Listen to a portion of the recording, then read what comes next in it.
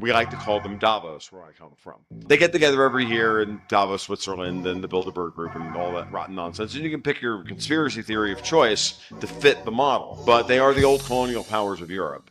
They have vast sums of money in banks you've never heard of. And they control our governments. They control the governments of Europe. They control the government of the United States. They control the government of Israel. They control the government of Iran. They tried to control the government of Russia, China, and everybody else. Anybody who tries to get out from underneath them gets the hammer.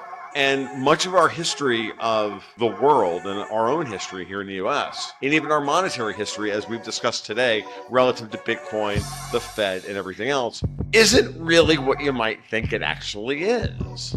Their control system is our dollar out there in the world. The offshore dollar system, as Chris will point out, is 20 times the domestic dollar market. Because of that, we've never really been free here in America of our old colonial masters that we supposedly fought a war of independence from in 1776 to 81. They controlled our markets through trade imbalances, and eventually through giving us their central bank model.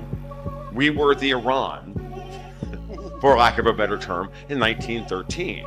If you've heard the idea that the only reason we're going after Iran is because they don't have a central bank, that the quote-unquote Rothschilds control. This is the landscape. So who's at the table right now? It is Trump and the sovereigntists in America, some of whom are our greatest enemies here in this room. That would be some of the major banks, the DOD, even parts of the intelligence departments, and especially the Federal Reserve, because they're the ones who actually have the power to fight the people that we're actually trying to win our independence from.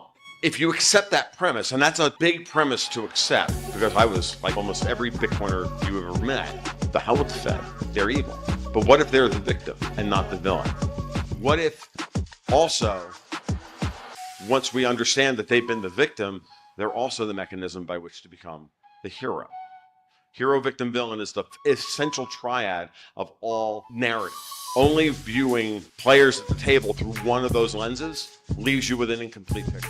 So from everybody's perspective, they are always the hero of their own story. And ultimately, they can be the villain on the other side, and they can always be the victim of somebody else. So what if the Fed has been a captured pawn since after World War II and the rise of the euro-dollar market, setting the cost of capital for the United States? And what if what Trump is actually doing with tariffs and this and everything he's trying to do, and bringing Bitcoin on board and stable coins and everything else, what if all of that is to reverse the flow of capital as opposed to having the money go out and us pay interest on debt, have it all come back and stay here?